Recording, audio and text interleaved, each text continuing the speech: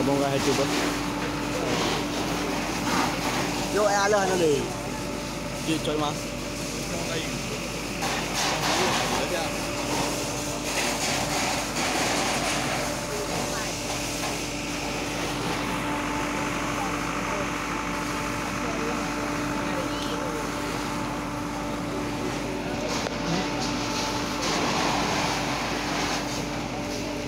Banyak baru tu.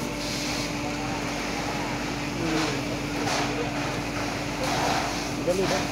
Beli tak.